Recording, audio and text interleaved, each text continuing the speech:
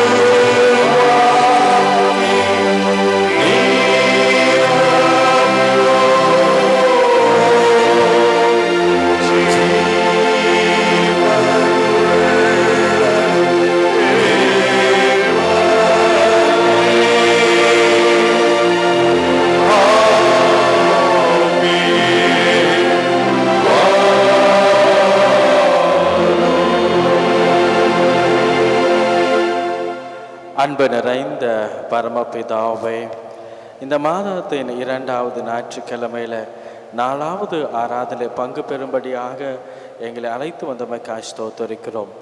கடந்த வாரம் முழுவதும் ஆண்டவருடைய பாதுகாப்பும் பராமரிப்பும் ஆசீர்வாதம் எங்களுக்கு போதுமானதாக இருந்த நன்றி செலுத்துகிறோம். ஆண்டவரே, இப்பொழுதுமாக உம்முடைய மெல்லிய சத்தத்தை கேட்க நாங்கள் வந்திருக்கிறோம். எங்களோடு நீர் பேசும், தொடர்ந்து உற்சாகத்தோடு உமக்காய் சாட்சியாய் ஜீவிக்க எங்கள் வழி நடத்தும். ஏற்றுக்கொள்ளும் இயேசுவின் நாமத்தில் பிதாவே, ஆமென். நாம் நின்ற வண்ணமாகவே வழிபாட்டுக்கு துவக்கமாகவும் வாழ்வு தரும் கடவுளை புகழ்ந்து போற்றவும்.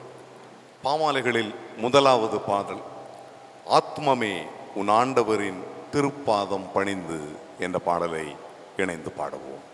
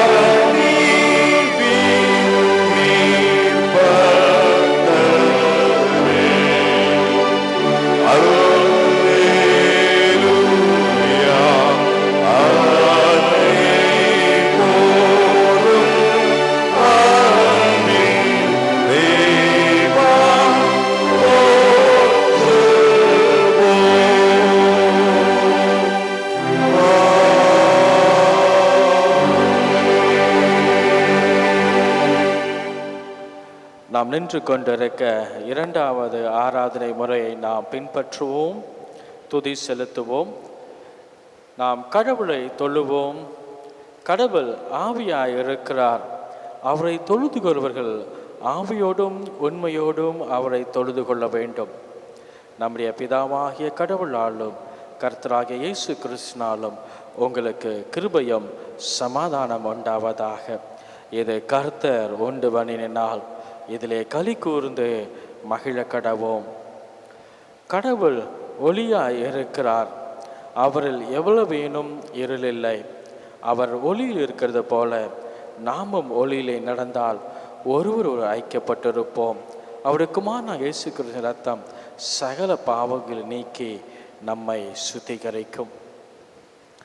ஆண்டவரே, எங்கள் உதடுகளை திறந்தருளும். அறிவிக்கும் பிதாவுக்கும் குமாரனுக்கும் பரிசுத்த ஆவிக்கும் மகிமை உண்டாவதாக. திரியேக கடவுளை போற்றுதல். எங்கள் தந்தையாம் கடவுளை, உமது வல்லமையினாலும் ஞானத்தினாலும் எல்லாவற்றையும் படைத்து உமது குமாரனை எங்கள் இரட்சகராக தரும்படி உலகத்தில் அன்பு கூர்ந்தீரே, உம்மை போற்றுகிறோம். குமாரனாம் கடவுளை, பாவத்தை தவிர்த்து எல்லாவற்றிலும் எங்களைப் போல் மனிதனாகி எங்கள் பாவங்களுக்காக ஒப்புக்கொடுக்கப்பட்டு எங்கள் நீதிக்காக உயிர்த்தெழுந்தவரே, உம்மை போற்றுகிறோம். பரிசுத்த ஆவியானவர் கடவுளே, எல்லா உண்மைக்குள்ளும் எங்களை வழிநடத்தி கடவுளின் அன்பை எங்கள் நெஞ்சில் பொழிகிறவரே, உம்மை போற்றுகிறோம். பிதா, குமாரன், பரிசுத்த ஆவி கடவுளே, உமக்கே எக்காலமும் எல்லா புகழும் மகிமையும் உண்டாவதாக. ஆமென். பாவ அறிக்கை. நாம் அமருவோம். அமைதியாக நம்மை நாமே நிதானித்து பார்ப்போம். பாவ அறிக்கைக்காக ஒத்த வசனங்களை வாசிக்கும் பொழுது நம்மை நாம் நிதானித்து பார்ப்போம். நமக்கு பாவம் இல்லை என்போமானால் நம்மை நாமே வஞ்சிக்கிறலாவோம். நமக்குள் உண்மை இல்லை. நமது பாவங்களை அறிக்கையிட்டால் பாவங்களை நமக்கு மன்னித்து எவ்வித அநீதியும் நீங்க நம்மை சுத்திகரிப்பதற்கு அவர் நம்பத்தக்கவரும் நீதியும் உள்ளவர்.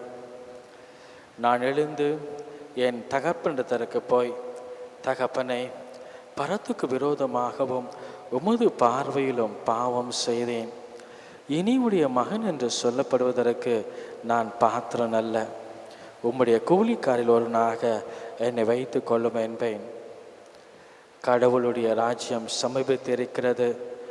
மனம் திரும்பி சுவிசேஷத்தில் நம்பிக்கை வையுங்கள்.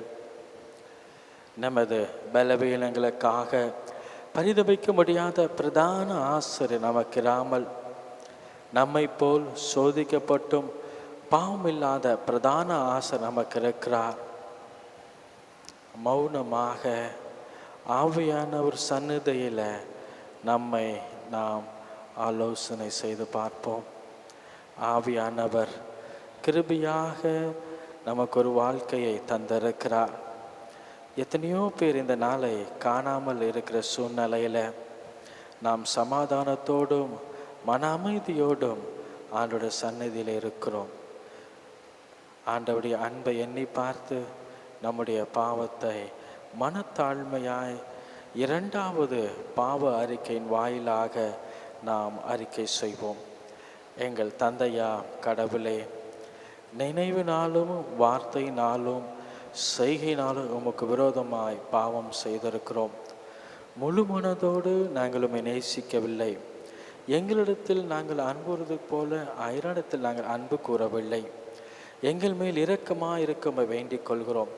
எங்கள் பாவ அழிக்கை இன்னைக்கு எங்களை சுத்திகரியும். எங்கள் குற்றங்களை விட்டுவிட எங்களுக்கு உதவியும்.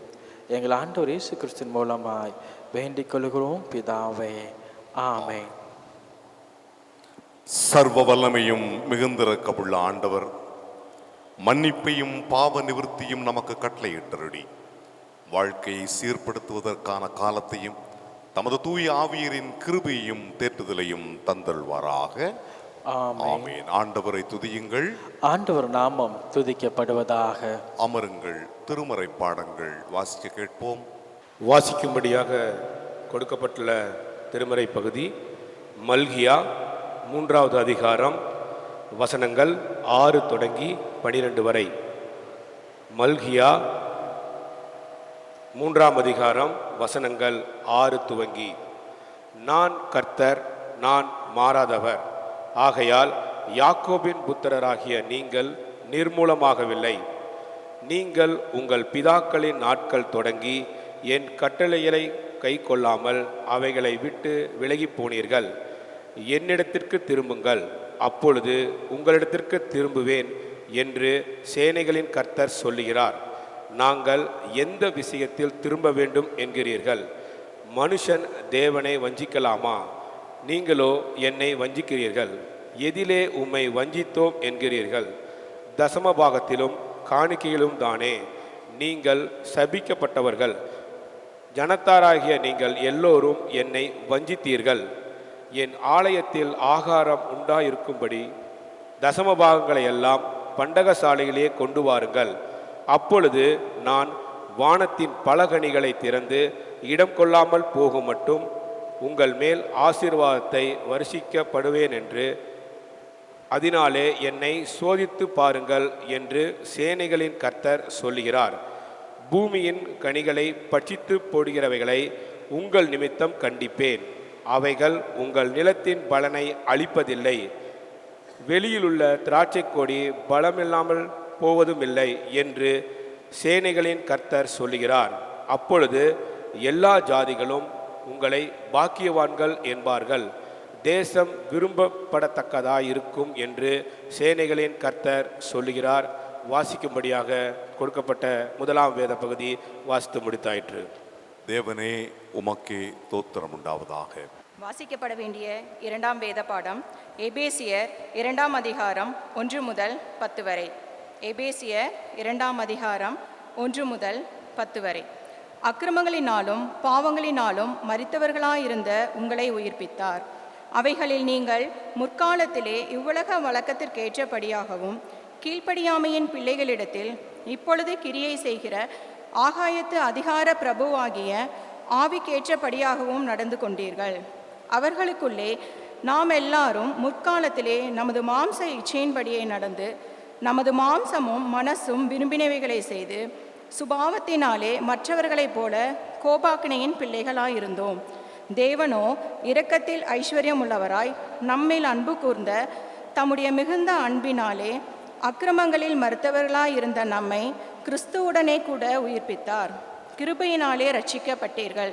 கிறிஸ்து இயேசுவுக்குள் அவர் நம்மிடத்தில் வைத்த தயவினாலே தம்முடைய கிருபையின் மகா மேன்மையான ஐஸ்வர்யத்தை வருங்காலங்களில் விளங்கச் செய்வதற்காக கிறிஸ்து இயேசுவுக்குள் நம்மை அவரோடு கூட எழுப்பி உன்னதங்களிலே அவரோடு கூட உட்காரவும் செய்தார். கிருபையினாலே விசுவாசத்தை கொண்டு ரட்சிக்கப்பட்டீர்கள். இது உங்களால் உண்டானதல்ல, இது தேவனுடைய ஈவு. ஒருவரும் பெருமை பாராட்டாத படிக்கு இது கிரியைகளினால் உண்டானதல்ல. ஏனெனில் நற்கிரிகைகளை செய்கிறதற்கு நாம் கிறிஸ்து இயேசுவுக்குள் சிருஷ்டிக்கப்பட்டு தேவனுடைய செய்கையாயிருக்கிறோம். அவைகளில் நாம் நடக்கும்படி அவர் முன்னதாக அவைகளை ஆயத்தம் பண்ணியிருக்கிறார் என்பதே. வாசிக்கப்பட வேண்டிய 2ஆம் வேத பாடம் வாசித்தாயிற்று. தேவனுக்கே மகிமை உண்டாவதாக. ஆமென். இன்றைய நாளுக்கென்று படிக்கும்படியாய் தெரிந்து கொள்ளப்பட்டுள்ள நற்செய்தி பகுதி அது தூய மத்தேயு எழுதின நற்செய்தி நூல் 6வது அதிகாரம் திருவசனங்கள் 5 துவங்கி 13 முடிய. தூய மத்தேயு எழுதின நற்செய்தி நூல் 6ஆம் அதிகாரம் திருவசனங்கள் 5 துவங்கி 13 முடிய. புதிய ஏற்பாட்டின் பக்கம் 9. அன்றியும் நீ ஜெபம் பண்ணும்போது மாயக்காரரை போல் இருக்க வேண்டாம். மனுஷர் காணும்படியாக அவர்கள் ஜெப ஆலயங்களிலும் வீதிகளின் சந்திகளிலும் நின்று ஜெபம் பண்ண விரும்புகிறார்கள். அவர்கள் தங்கள் பலனை அடைந்து தீர்ந்ததென்று மெய்யாகவே உங்களுக்கு சொல்லுகிறேன். நீயோ ஜெபம் பண்ணும்போது உன் அறை வீட்டுக்குள் பிரவேசித்து உன் கதவை பூட்டி அந்தரங்கத்தில் இருக்கிற உன் பிதாவை நோக்கி ஜெபம் பண்ணு. அப்பொழுது அந்தரங்கத்தில் பார்க்கிற உன் பிதா வெளியரங்கமாய் உனக்கு பலனளிப்பார். அன்றியும் நீங்கள் ஜெபம் பண்ணும்போது அஞ்ஞானிகளைப் போல வீண் வார்த்தைகளை அளப்பாதேயுங்கள். அவர்கள் அதிக வாசிப்பினால் அதிக வசனிப்பினால் தங்கள் ஜெபம் கேட்கப்படும் என்று நினைக்கிறார்கள். அவர்களைப் போல் நீங்கள் செய்யாதிருங்கள். உங்கள் பிதாவை நோக்கி நீங்கள் வேண்டிக் கொள்கிறதற்கு முன்னமே உங்களுக்கு இன்னது தேவை என்று அவர் அறிந்திருக்கிறார். நீங்கள் ஜெபம் பண்ண வேண்டிய விதமாவது, பரமண்டலங்களில் இருக்கிற எங்கள் பிதாவே, உம்முடைய நாமம் பரிசுத்தப்படுவதாக, உம்முடைய ராஜ்யம் வருவதாக, உம்முடைய சித்தம் பரமண்டலத்திலே செய்யப்படுகிறது போல பூமியிலேயும் செய்யப்படுவதாக. எங்களுக்கு வேண்டிய ஆகாரத்தை இன்று எங்களுக்கு தாரும். எங்கள் கடனாளிகளுக்கு நாங்கள் மன்னிக்கிறது போல எங்கள் கடன்களை எங்களுக்கு மன்னியும். எங்களை சோதனைக்குட்பட பண்ணாமல் தீமை நின்று எங்களை ரட்சித்துக் கொள்ளும். ராஜ்யம், வல்லமையும் மகிமையும் என்றென்றைக்கும் உம்முடையவைகளே, ஆமேன் என்பதை படிக்கும்படியாய் தெரிந்து கொள்ளப்பட்ட நற்செய்தி பகுதி படித்து முடித்தாயிற்று. கிறிஸ்துவே உமக்கே மாட்சி உண்டாவதாக. இந்த நாள் ஒரு சிறப்பான நாள். ஒரு உன்னதமான நோக்கத்தோடு நாம் நன்றி உணர்வுள்ள மக்களாக இங்கு கூடி வந்திருக்கிறோம். இந்த சிறப்பு நாளில் நாம் செய்தியை கேட்பதற்கு முன்பு மேட்டூர் திருச்சபையிலிருந்து வந்திருக்கிற நம்முடைய திருச்சபையினுடைய ஒரு உறவு குடும்பம், மகள் ஜென்சி லிசியா ஒரு சிறப்பு பாடலை பாடுவார். அதை தொடர்ந்து நாம் செய்திக்குள்ளே போகலாம். இந்த நாளிலும் உங்கள் எல்லாரும் முன்னாடி நின்று பாடுறதுக்கு எனக்கு நல்ல வாய்ப்பை தந்த ஆயரை அவர்களுக்கும் கமிட்டி அங்கத்தினர் ஒவ்வொருவருக்கும் எங்களுடைய நன்றிகளை தெரிவித்துக் கொள்கிறோம்.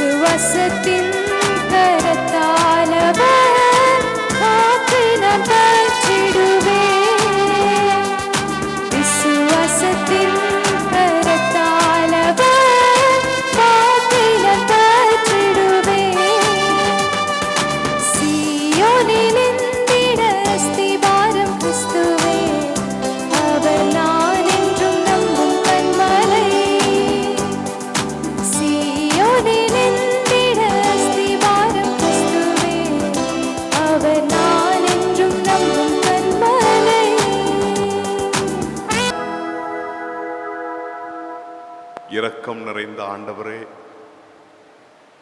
அனைத்து நல்வரங்களையும் செம்மையான நேரத்தில் தருகிறவரே, உம்மை தொழுது கொள்ளுகிற இந்த தூய நேரத்தில் உம் வார்த்தைகளை நாங்கள் சிந்திக்க ஆயத்தப்படுகிறோம்.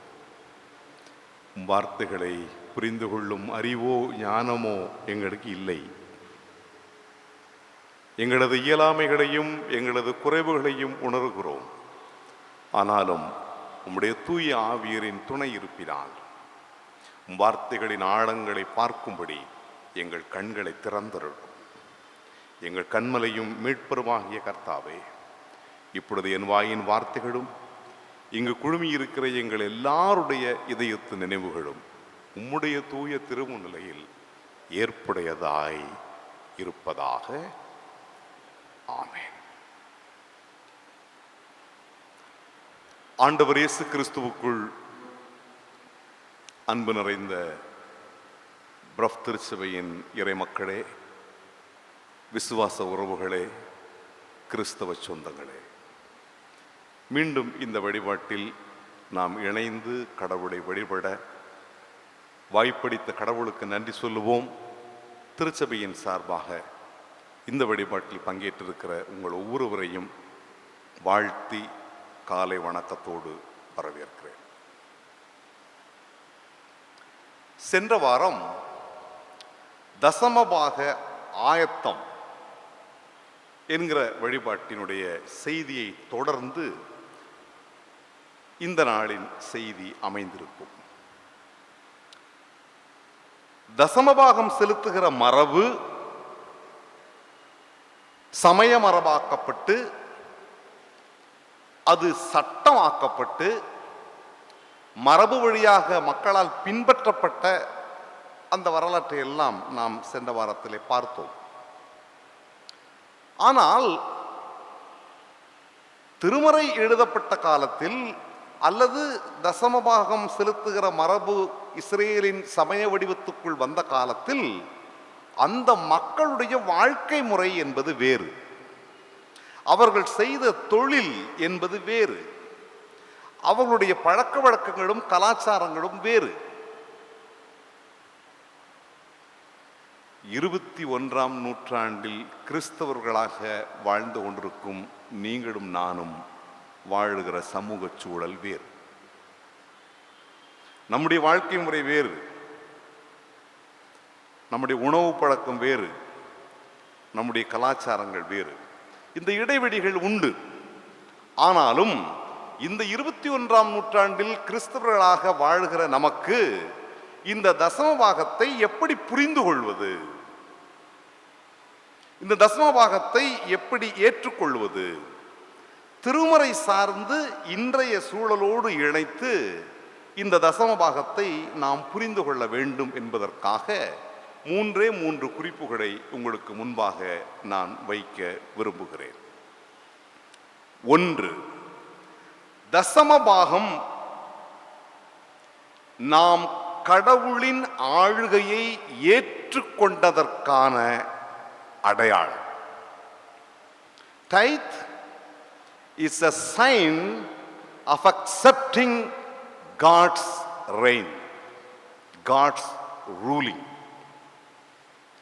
கடவுளின் ஆளுகையை நான் ஏற்றுக்கொள்ளுகிறேன் என்பதற்கான அடையாளம்தான் தசமபாகம். சென்ற வார செய்தியிலே மெல்கிசேதேக்குக்கு ஆபிரகாம் தசமபாகம் கொடுத்தார் என்றும், ஒரு அரசன் வந்தால் அவன் உங்களிடத்தில் தசமபாகத்தை வாங்குவான் என்று 1 சாமுவேல் 8ஆம் அதிகாரத்திலும் நான் சொன்ன குறிப்புகளோடு யோசித்து பாருங்கள்.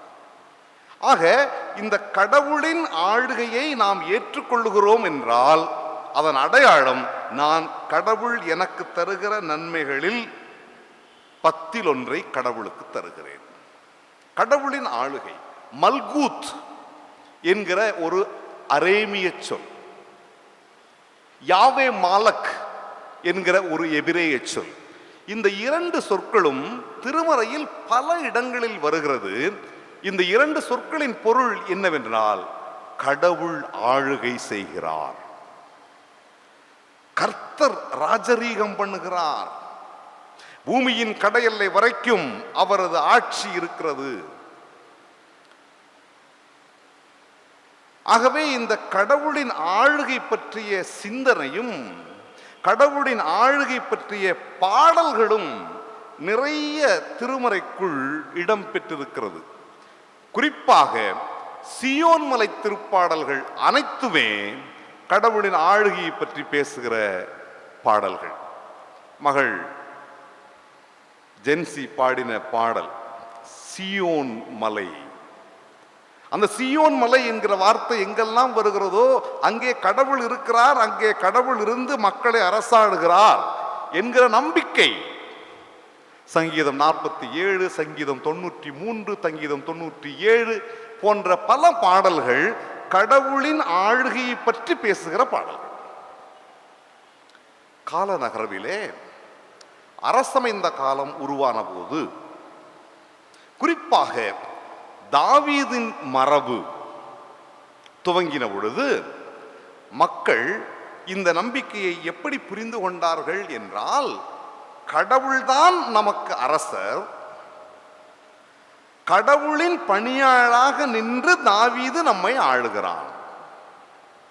God is the king and David is the servant of God. மக்களை மேய்த்து நடத்துகிற ஆயனாக ஒரு அரசன் நடந்து கொள்ள வேண்டும். அப்பொழுதும் கூட கடவுள் ஆளுகை செய்கிறார் என்பதில் சமரசம் இல்லை. ஆளுகை செய்வது கடவுள், கடவுளின் பிரதிநிதியாக இருந்து அரசர்கள் ஆளுகை செய்கிறார்கள் என்று நம்பினார்கள். அரியணை ஏறும் விழா என்று ஒரு விழா ஒன்று அரசமைந்த காலத்தில் கொண்டாடப்பட்ட முக்கியமான விழாக்களில் ஒரு முக்கிய விழா தான் இந்த அரியணை ஏறும் விழா, என்த்ரோன்மெண்ட். அதாவது அரசன் என்றைக்கு அரசன் ஆனானோ அதை ஆண்டுதோறும் கொண்டாடுகிற ஒரு நிகழ்ச்சி. அதை மக்கள் எல்லாரும் கூடி அந்த அரசன் ஆன அந்த தினத்தை கொண்டாடுவார்கள், கடவுளுக்கு நன்றி சொல்வார்கள். இது பொதுவான வழக்கம், எல்லா நாடுகளிலும் இருந்த வழக்கம் கூட. ஆனால் நண்பர்களே, இஸ்ரேலின் வரலாற்றிலே இந்த விழா எப்படி கொண்டாடப்பட்டது என்றால், அரசன் மேலே அரியணையில் அமர்ந்திருப்பார். மற்ற நாடுகளில் எல்லாம் அரியணை ஏறும் விழாவில் அரசனை கொண்டு போய் அந்த அரியணையில் அமர வைப்பார்கள். ஆனால் இஸ்ரேலில் கொண்டாடப்பட்ட அரியணை ஏறும் விழா இதற்கு நேர் முரணானது. எப்படி என்றால், அரசன் அரியணையில் அமர்ந்திருப்பார், அப்பொழுது அந்த சமூகத்தின் மூப்பர்கள் போய் அரசனை அந்த அரியணையில் இருந்து தூக்கி அரியணையை விட்டு கீழே இறக்கி வந்து மக்களோடு மக்களாக நிறுத்துவார்கள். இதுதான் இஸ்ரேலில் இருந்த the celebration of enthronement. பொருள் என்ன? எங்களுக்கு அரசன் கடவுள், நீ எங்கள் பிரதிநிதியாய் கடவுளின் தாசனாய் எங்களை ஆளுகை செய்கிறாய் என்கிற அந்த நம்பிக்கை. ஆகவே இஸ்ரேலின் சமய வரலாற்றில் கடவுள் ஆளுகை செய்கிறார் என்கின்ற கருத்து நாளுக்கு நாள் புதிய புதிய வளர்ச்சிகளை சந்தித்தது. ஏனென்றால் வரலாறு என்பது எப்பொழுதும் ஒரே மாதிரி இருக்க போவதில்லை. வரலாறு என்பதே மாற்றத்திற்குட்பட்டதுதான். அவர்கள் அரசன் இல்லாத காலத்தில் வாழ்ந்தார்கள், நீதி தலைவர்களின் காலம். அரசர்கள் இருந்த காலத்தில் வாழ்ந்தார்கள், அரசமைந்த காலம். சிறைப்பிடிக்கப்பட்டு பாபிலோனுக்கு போனார்கள், சிறையிருப்பின் காலம். இப்படி பல காலங்களிலே இந்த கடவுள் பற்றிய புரிதல்களில் அவர்கள் ஒரு தொடர்ந்தேர்ச்சியான வளர்ச்சியை பெற்றார்கள். குறிப்பாக சிறையிருப்பின் காலத்திற்கு பின்னால் அவர்கள் மனங்களில் எழுந்த ஒரு கேள்வி என்னவென்றால், இந்த கடவுள் எங்களுக்கு மட்டும்தான் அரசரா? இஸ்ரேலுக்கு மட்டும்தான் யாவே இறைவன் அரசரா? மற்ற நாட்டுக்கெல்லாம் இல்லையா? அப்ப மற்ற நாட்டுக்கெல்லாம் வேறு அரசரா என்கிற ஒரு கேள்வி எழுகிறது. சிறையிருப்புக்கு பிந்திய காலத்தில் இஸ்ரேலின் கடவுள் பற்றிய புரிதலின் வளர்ச்சி. ஒரு வசனத்தை மட்டும் நினைவு கூறுவோம். திருப்புங்கள் ஆமோஸ் இறைவாக்கினரின் நூல் 9ஆம் அதிகாரம் 7ஆம் வசனம். ஆமோஸ் 9:7. எடுத்தவர்கள், இஸ்ரவேல் புத்திரரே, நீங்கள் எனக்கு எத்தியோப்பியரின் புத்திரரை போன்றவர்கள் அல்லவா? அதாவது the meaning is you are not special. நான் தெரிந்து கொண்ட சமூகம்தான், உடன்படிக்கை செய்து கொண்ட சமூகம்தான், ஆனால் நீ ஸ்பெஷல் கேட்டகரி கிடையாது. இஸ்ரவேலின் புத்திரரே, நீங்கள் எனக்கு எத்தியோப்பியரின் புத்திரர்கள் போன்றவர்கள் தானே. வாசிங்கள். நான் இஸ்ரவேலை எகிப்து தேசத்தில் இருந்தும் பெலிஸ்தியரை கப்தோரில் இருந்தும் சீரியரை கீரில் இருந்தும் அழைத்து வரவில்லையா? ஆமோஸ் இறைவாக்கினர் 8ஆம் நூற்றாண்டில் வாழ்ந்த இறைவாக்கினர். அப்பொழுது கடவுள் பற்றிய புரிதல் எப்படி விரிகிறது? கடவுள் ஒரு குறிப்பிட்ட இனத்திற்கு மட்டும் கடவுள் அல்ல, கடவுள் அனைத்துலகுமான அரசன். அந்த நாடுகளை வரிசைப்படுத்தும் பொழுது ஆமோஸ் அதை அழகாக வரிசைப்படுத்துகிறார். நான் இஸ்ரவேலை எகிப்தில் இருந்து விடுவித்து வந்தேன். அது நம்ம எல்லாருக்கும் தெரியும். இஸ்ரவேலை எகிப்தில் இருந்து கடவுள் விடுவித்து வந்தார். ஆனால் இஸ்ரவேலின் பகைவர்களான பெலிஸ்தியர்கள், அவர்கள் வரலாறு நமக்கு தெரியாது. அதை பற்றி சொல்லுகிறார், பெலிஸ்தியரை கப்தோரில் இருந்து விடுவித்து வந்ததும் நான் தான். அதே போல் அண்டை நாட்டின் பெரிய தலைவலியாக இருந்த சீரியாவை கீரில் இருந்து விடுவித்து வந்ததும் நான் தான். ஆக நான் இஸ்ரவேலை எகிப்தில் இருந்தும் பெலிஸ்தியரை கப்தோரில் இருந்தும் சீரியரை கீரில் இருந்தும் விடுவித்து வந்தவர். ஆகவே நான் ஒரு இனக்குழுவின் அரசன் அல்ல, ஒரு நாட்டுக்கு மட்டும் சொந்தமானவன் அல்ல. இந்த உலகத்தில் எங்கெல்லாம் மக்கள் ஒடுக்கப்படுகிறார்களோ, இந்த உலகத்தில் எங்கெல்லாம் மக்கள் அடிமைப்படுத்தப்படுகிறார்களோ, அத்தனை மக்களின் வரலாற்றிலும் களம் இறங்கி கடவுள் விடுதலையை ஏற்படுத்துகிற கடவுள் என்கிற கடவுளின் அனைத்துலக ஆட்சி பற்றிய காட்சியை இஸ்ரேலின் சமூகம் 6ஆம் நூற்றாண்டுகளில் பெற்றுக்கொண்டிருந்தது. புதிய ஏற்பாட்டுக்கு வாருங்கள். புதிய ஏற்பாட்டிலே இயேசுவின் போதனையின் மையம் என்பதே இறை அரசு என்பதுதான், பரலோக ராஜ்யம்.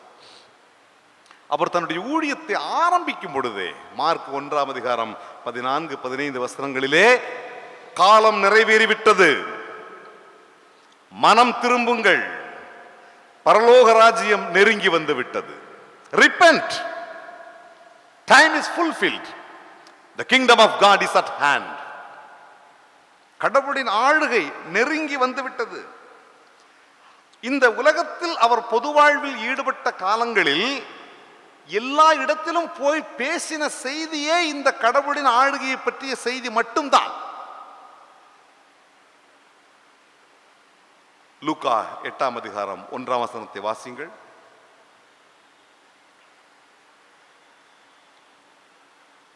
லூக்கா 8:1.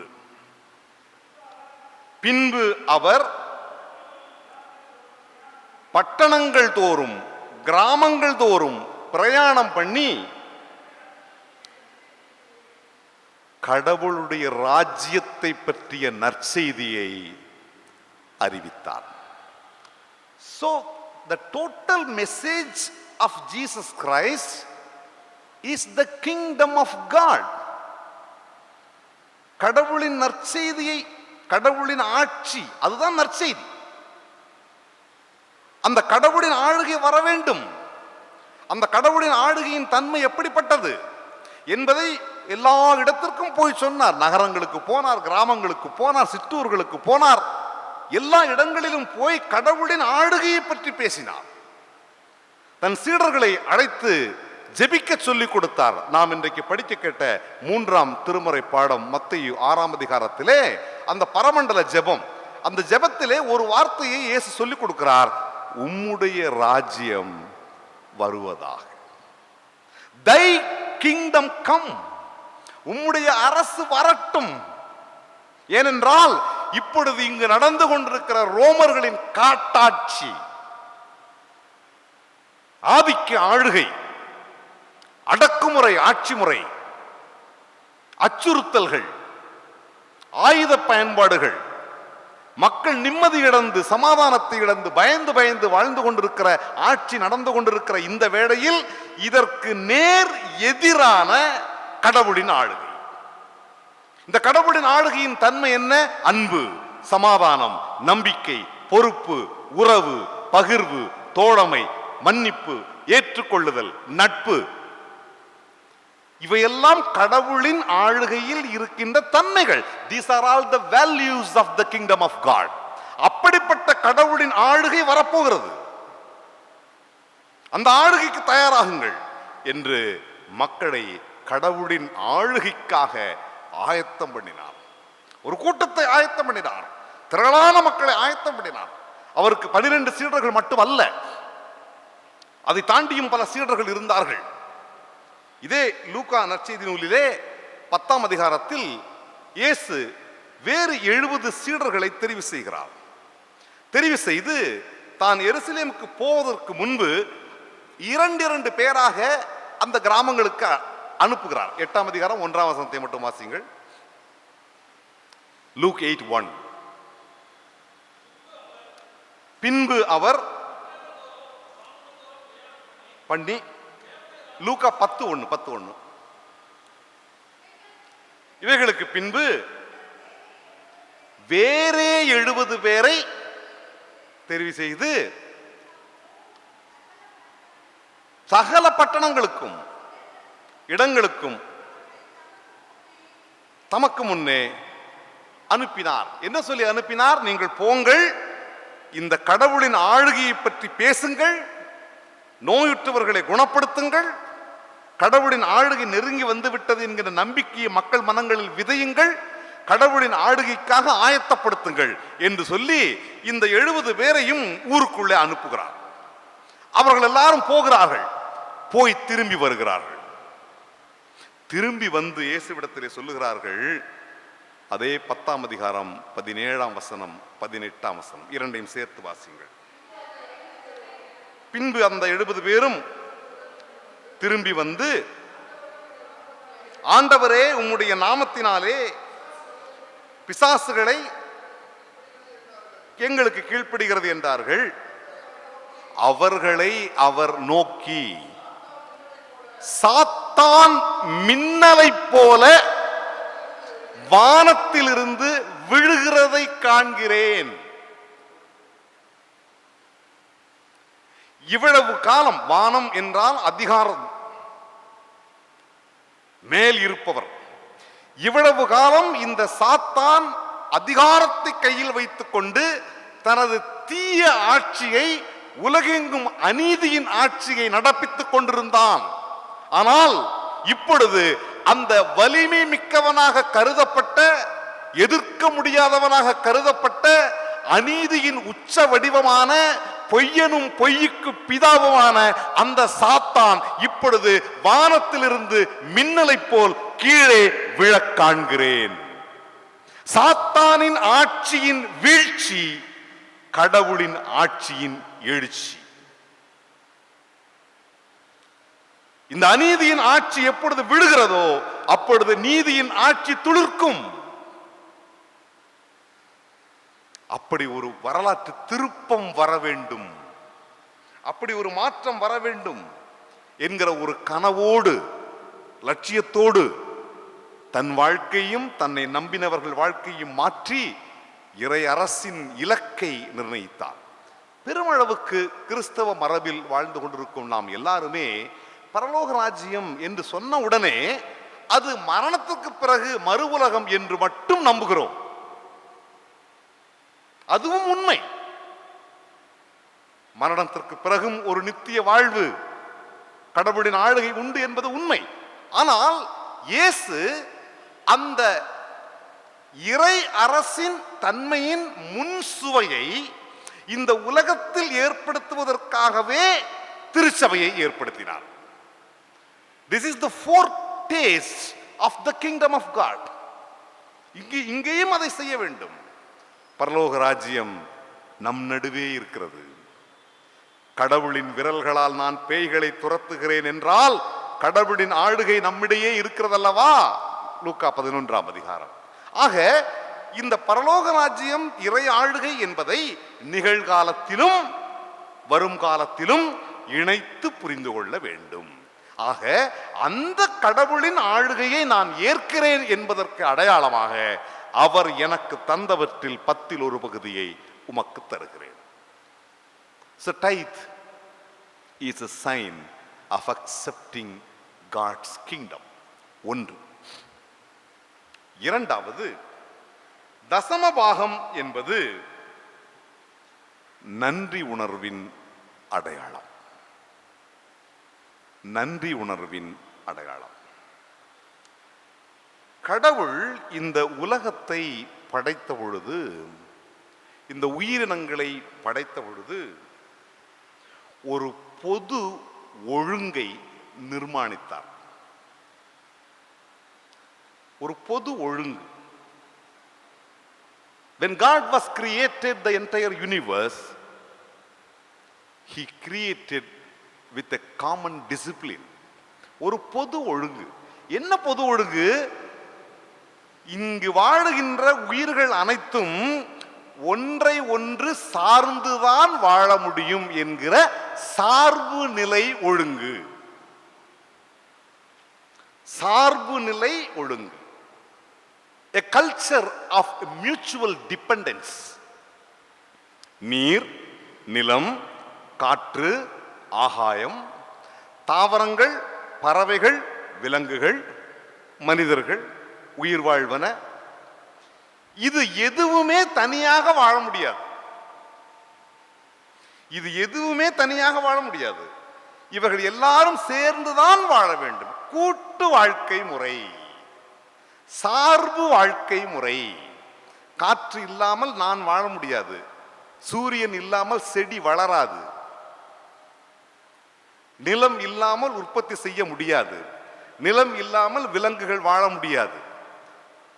So everything was interconnected, interrelated. ஒன்றோடு ஒன்று சேர்ந்துதான் இருக்க வேண்டும்.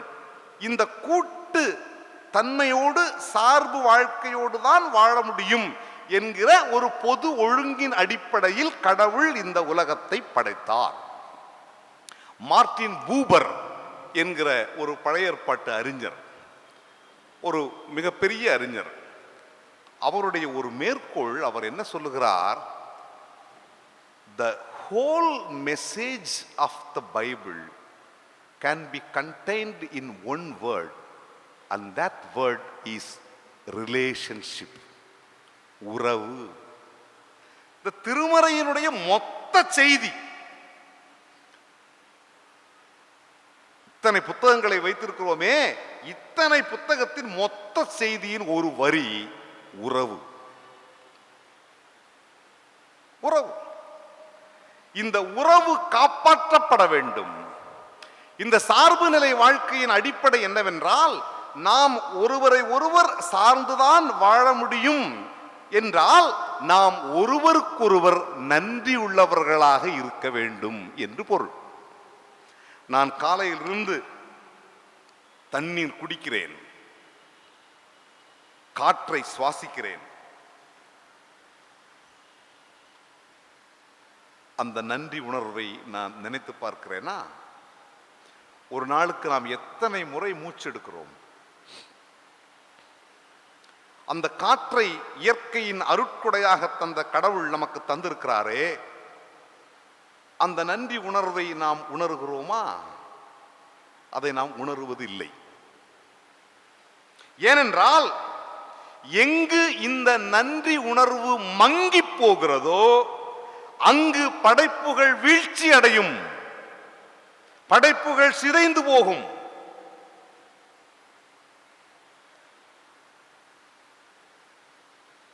உறவு முறிவே பாவம்.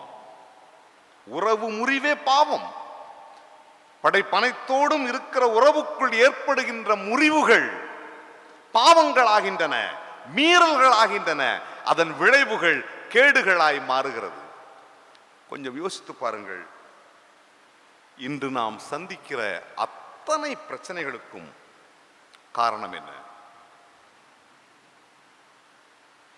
நாம் சந்திக்கின்ற பலவீனங்கள், நோய்கள், வலிகள், இந்த சார்பு நிலை வாழ்வின் அடிப்படை தன்மையை நன்றி உணர்வு மங்கி போனதால் நாம் நன்றியோடு பார்க்க வேண்டிய படைப்புகளை ஆக்கிரமிப்பு வெறியோடு பார்த்தோம்.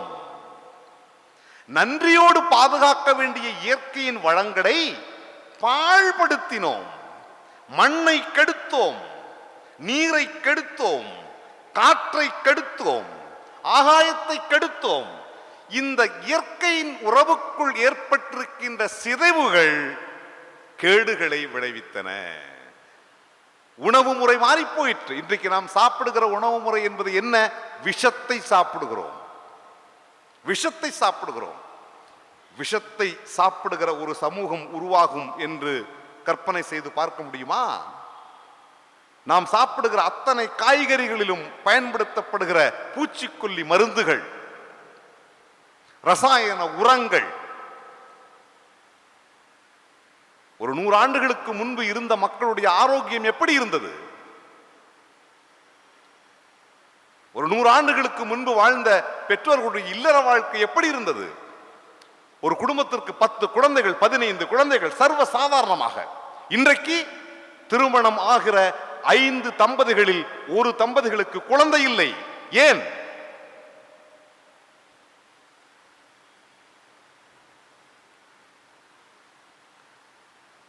நாம் ஒரு மரத்தின் கிளையில் அமர்ந்து கொண்டு நாமே அந்த கிளையை வெட்டுகிறோம், அதனால் வீழ்ந்து போகிறோம்.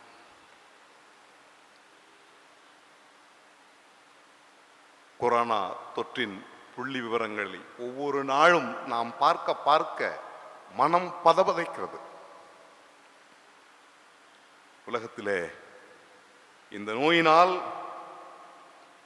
12 லட்சம் மக்கள் செத்து போயிருக்கிறார். இந்தியாவில் மட்டும் 9 லட்சம் மக்கள் செத்து போயிருக்கிறார்கள். நாம் வாழ்கிற ஈரோடு இது ஒரு சின்ன மாவட்டம், 10 தாலுக்காவை உள்ளடக்கின மாவட்டம். ஈரோட்டிலே இந்த நோயினால் இதுவரைக்கும் இறந்தவர்கள் 8723 பேர். நேற்று இரவு வரைக்கும் ஈரோடு மாவட்டத்தில் மட்டும் சிகிச்சையில் இருப்பவர்கள் 2340 பேர்.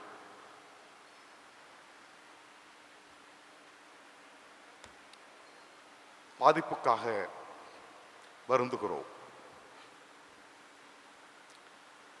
இந்த பாதிப்பினால்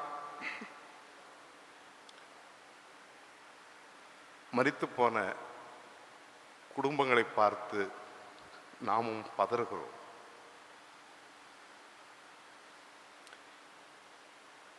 இத்தனை இழப்புகளுக்கு நடுவிலும் நம்மையும் நம் குடும்பங்களையும் கடவுள் பாதுகாத்திருக்கிறார். இது நம்முடைய திறமையினாலா? நாம் எல்லாம் பெரிய நல்லவர்கள் என்பதனாலா? நமக்கெல்லாம் பெரிய உடல் ஆரோக்கியம் இருக்கிறது என்பதனாலா? அல்லது உலக சுகாதார மையம், மருத்துவர்கள், அரசு இந்த நோயை கட்டுப்படுத்துவதற்கு சொன்ன முறைகளை எல்லாம் நாம் கேட்டோம், அதனால் தப்பித்தோம், அப்படியா? இந்த நோயை தவிர்ப்பதற்கு பல முறைகளை அவர்கள் சொன்னார்கள், சொன்னது உண்மை. உலக சுகாதார மையம் சொன்னது, உலகத்தின் எல்லா நாடுகளும் சொன்னது, வரலாற்றை தெரிந்து கொள்ளுங்கள். அவர்கள் சொன்ன எதையுமே எந்த நாடும் கடைபிடிக்கவில்லை, கடைபிடிக்க முடியாது. நீ வீட்டிலேயே இரு என்றால் நீ எத்தனை நாளுக்கு வீட்டிலேயே இருக்க முடியும்? வறுமை நாடுகளிலே தினம் தினம் உழைத்தால்தான் உணவு என்கிற நாடுகளிலே நீ வீட்டிலேயே இரு என்றால் எப்படி இருக்க முடியும்? முடியுமா? சமூக இடைவெளி என்று பேசுகிறோம். காய்கறி மார்க்கெட்டுகளில் சமூக இடைவெளி கடைபிடிக்கப்பட்டதா? உணவுப் பொருள் அங்காடிகளில் கடைபிடிக்கப்பட்டதா? முடிந்ததா? விலகி இருங்கள், விலகி இருங்கள் என்று சொன்னோம். முடிந்ததா? விலகி இருக்க முடியாது, இருக்க முடியாது. முறைமைகள் உண்டு, ஆனால் அதை முழுமையாக நம்மால் கடைபிடிக்க முடியவில்லை. அது முடியாது. நான் உண்மையை சொல்லுகிறேன். இந்த கொரோனா காலத்திலே தனிமைப்படுத்திக் கொள்ளுங்கள், யாரையும் சந்திக்காதீர்கள் என்று இந்த காலங்களில் நம்முடைய திருச்சபை பொறுத்தவரையிலே அந்த காலங்களில் தான் நாம் அதிகம் மக்களோடு இருந்த காலம்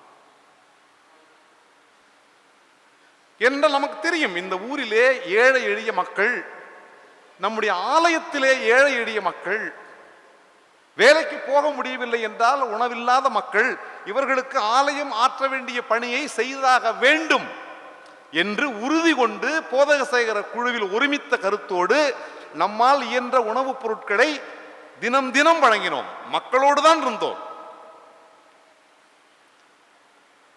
மக்களோடு தான் இருந்தோம். ஆனாலும் நாம் காப்பாற்றப்பட்டிருக்கிறோம் என்றால் அது கடவுளுடைய கிருபை இல்லாமல் வேறொன்றுமில்லை. உண்மை சொல்லுகிறேன், நான் இன்று உங்களுக்கு முன்பு நிற்கிறேன் என்றால் அது கடவுளின் கிருபை மட்டும்தான்.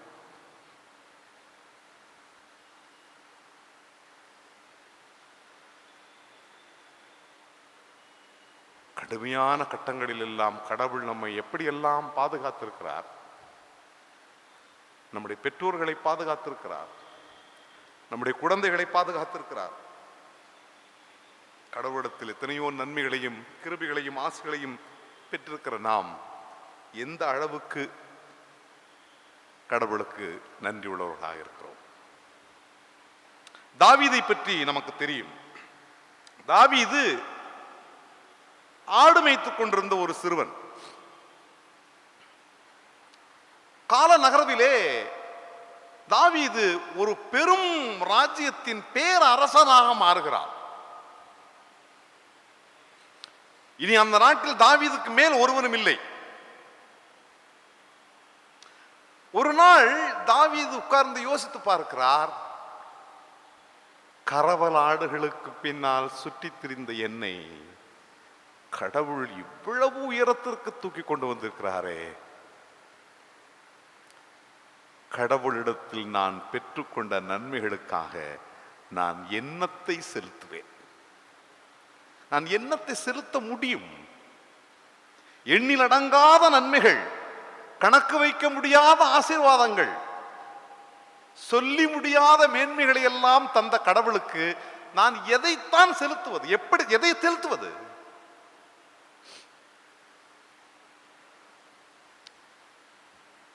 மல்கியா தீர்க்கதரிசியின் புத்தகத்தில் நாம் படித்து கேட்ட பகுதியிலே ஒரு கடுமையான வார்த்தை பயன்படுத்தப்படுகிறது.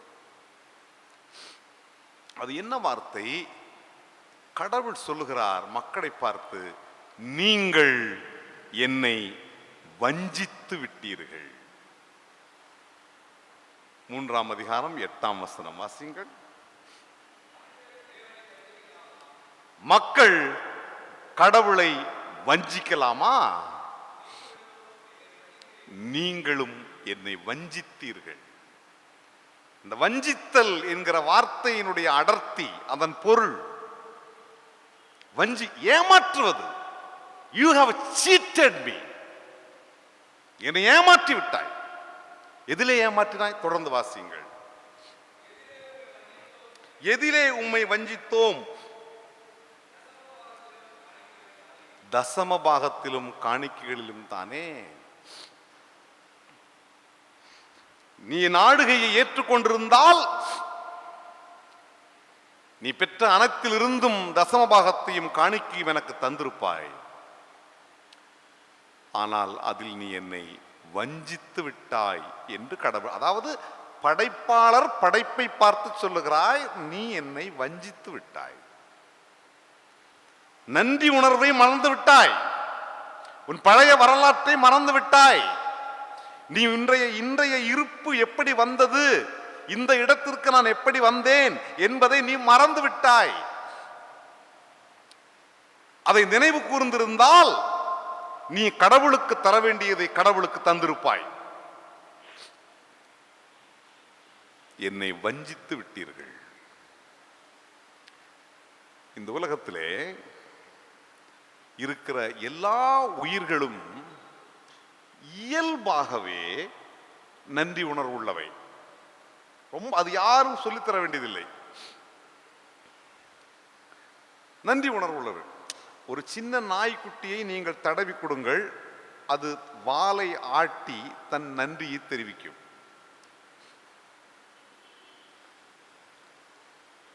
It is naturally mixed. சின்ன வயதில்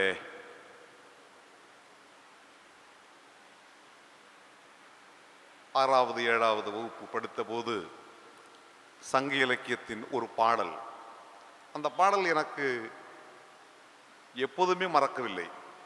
அந்த பாடல் என்ன எல்லாருக்கும் தெரியும், இனியவை 40 என்கிற அந்த தொகுப்பில் வருகிற ஒரு பாடல். நன்றி மறப்பது நன்றன்று, நன்றல்லது அன்றே மறப்பது நன்று, நின்று தளரா வளர் தெங்கு தாழ் உண்ட நீரை தன் தலையால் தான் தருதலால். ஒரு உருவகத்தை சொல்லுகிறார் பாருங்கள். நன்றி மறக்க கூடாது. ஒரு தென்னை மரம் நின்று தளரா வளர் தெங்கு, நின்று நேராக வளருகிற தென்னை மரம், நின்று தளரா வளர் தெங்கு தாழ் உண்ட நீரை, அதை வளர்த்தும் பொழுது அதற்கு கீழே நான் தண்ணீர் ஊற்றுகிறேனே, அந்த தென்னை மரம் வளர்வதற்காக கீழே தண்ணீர் ஊற்றுகிறேனே, அந்த தண்ணீரை தாழ் உண்ட நீரை தன் தலையால் தான் தருதலால். நான் இங்கு சாதாரண தண்ணீரை மரத்துக்கு ஊட்டினேன், ஆனால் அந்த மரம் இப்பொழுது வளர்ந்து இனிப்பு மிக்க இளநீர் என்கிற தண்ணீரை தருகிறதே. ஒவ்வொரு படைப்பின் நன்றி உணர்வை பாருங்கள். நின்று தளரா வளர் தெங்கு தாழுண்ட நீரை தன் தலையால் தான் தருதலால். ஒரு மரத்திற்கு இவ்வளவு நன்றி உணர்வு இருந்தால் மனிதர்களாகிய நமக்கு இந்த நன்றி உணர்வு வேண்டாமா? நன்றி உணர்வின் அடையாளம் கடவுள் எனக்கு தந்தவற்றின் சிறப்பான பகுதிகளை கடவுளுக்கு தருவது. அதான் நன்றி உணர்வு. கடைசியா தசம பாகம் என்பது ஆலயத்தை வாழ்வுமயமாக மாற்றுவதற்கான அடையாளம். Tithe is a sign of making the church as a center of life. வாழ்வுமயமாக மாற்ற வேண்டும். அதாவது கடவுள் வாழ்வின் அடிப்படை என்றால், கடவுள் வாழ்வின் ஊற்று என்றால், கடவுளை வழிபடுகிற இடம் வாழ்வு மையமாகத்தானே இருக்க முடியும். கடவுள் மனித குலத்தின் மீது அக்கறை காட்டுகிறவர் என்றால், கடவுள் மனித குலத்தின் மீது கரிசனை உள்ளவர் என்றால், கடவுளை வழிபடுகிற ஆலயம் மனித குலத்தின் மீதும் மற்ற படைப்பனைத்தின் மீதும் அக்கறை உள்ளதாகவும் கரிசனை உள்ளதாகவும் தானே இருக்க முடியும். கார்ல் மார்க்ஸ், பொது உடைமை தத்துவத்தின் தந்தை என்று சொல்லப்படுகிற கார்ல் மார்க்ஸ் சொல்லுகிறார், சமயம் என்பது ஒரு சமூகத்தின் மனசாட்சியாக இருக்க வேண்டும். சமயம் என்பது ஒரு சமூகத்தின் மனசாட்சியாக இருக்க வேண்டும். Religion should be the consciousness of the society. மனசாட்சி. இந்த உலகத்திலே கெட்ட விஷயங்கள், அநீதிகள் தலைவிரித்து ஆடுவதை பார்த்து மனம் பதபதைக்க வேண்டும். இந்த உலகத்தில் வாழ்வு சூறையாடப்படுவதை பார்த்து மனம் பதபதைக்க வேண்டும். இயேசுவின் வாழ்க்கையிலே நீங்கள் பாருங்கள், அவர் நகர்கள் தோறும் ஊர்கள் தோறும் பயணித்து போய் கொண்டிருக்கிறார். வாழ்வு மறுக்கப்பட்ட மக்களை பார்க்கிறார். கால் நடக்க முடியாதவர்கள், கண் பார்க்க முடியாதவர்கள், காது கேட்காதவர்கள், யாரெல்லாம் வாழ்வு மறுக்கப்பட்ட நிலையில் இருந்தார்களோ அவர்களை பார்த்த பொழுதெல்லாம் நற்செய்தி நூல் ஆசிரியர் சொல்லுகிறார், அவர்களை பார்த்த பொழுது இயேசு மனதுருகினார். மனதுருக்கம், இந்த மனதுருக்கம் என்பது மனசாட்சி உள்ளவர்களுக்கு மட்டும்தான் வரும். மனசாட்சி இல்லாதவன் மனதுருக்க மாட்டான். மனதுருகினார். கம்பேஷன், துடிப்பு. ஐயோ, இவ்வளவு காலம் இவன் வாழ்வு மறந்திருக்கிறானே, இவ்வளவு காலம் வாழ முடியாமல் இருந்திருக்கிறானே என்கிற படபடப்பும் துடிப்பும் அவரது மனதுருக்கத்தை பொங்கி வரச் செய்கிறது. அவரது மனதுருக்கத்தோடு மட்டும் நில்லாமல் செயல் வடிவம் பெற்று யாரெல்லாம் வாழ்வு மறுக்கப்பட்ட மக்களை இயேசு சந்தித்தாரோ அவர்களெல்லாம் இழந்து போன வாழ்வை மீண்டும் அவர்களுக்கு பெற்று தந்தார். உடனடியாக சட்டத்தை பார்க்கவில்லை, சமயத்தை பார்க்கவில்லை, கால நேரத்தை பார்க்கவில்லை, அது ஓய்வு நாளா இல்லையா என்றெல்லாம் பார்க்கவில்லை. இத்தனை காலம் வாழ முடியாமல் இருக்கிறான், இனி ஒரு வினாடி கூட தாமதிக்க கூடாது என்று உடனே களம் இறங்கி இழந்து போன வாழ்வை மீட்டு தந்து வாழ்வின் அடையாளமானார். ஏனென்றால் யோவான் நற்செய்தியாளர் இயேசுவை பற்றி சொல்லுகிறார். யோவான் 1:4-5 அவருக்குள் ஜீவன் இருந்தது, அவருக்குள் வாழ்வு இருந்தது. வாசிங்கள். ஜீவன் இருந்தது, அந்த ஜீவன் மனுஷருக்கு ஒளியாக இருந்தது. அடுத்த வசனம், அந்த ஒளி இருளிலே பிரகாசித்தது, இருளானது அதை மேற்கொள்ளவில்லை. வாழ்க்கையை வாழ முடியாமல் இந்த இருள் கவ்வி இருக்கிறது. வாழ்வின் வடிவமான கிறிஸ்து வருகிறார். அவர் ஒளி பிழம்பாக அந்த இருளின் மீது அடிக்கிறார். அந்த ஒளி பிழம்பினால் அந்த இருட்டு காணாமல் போகிறது. அந்த இருளுக்கும் ஒளிக்குமான போராட்டத்தில் அந்த இருள் ஒளியை மேற்கொள்ள முடியவில்லை. வாழ்வுக்கான போராட்டம், வாழ்வை அச்சுறுத்துகின்ற சாவு சக்திகளுக்கு எதிரான போராட்டம். இதுதான் இயேசு கற்பித்த ஆன்மீகம். இந்த இறையாளுகையை பற்றி பேசும் பொழுது அன்று ஆதிக்கத்தில் இருந்தவர்கள், அன்று அதிகாரத்தை கையில் வைத்திருந்தவர்களுக்கு இயல்பாகவே கோபம் வரும். அந்த கோபம் தான் வெளிப்பட்டது. அந்த கோபம் தான் கடைசியிலே அவரை சிலுவையில் கொண்டு போய், அப்படி சிலுவையில் கொல்லும் அளவுக்கு அவர் ஒன்றும் பெரிய தவறு செய்து விடவில்லை. என்ன கோபம்? ஏனென்றால் இவன் இருப்பு நிலைகளை கேள்விக்குட்படுத்துகிறான், இருப்பு நிலைகளை கேள்விக்குட்படுத்துகிறான். He is dangerous to the status quo.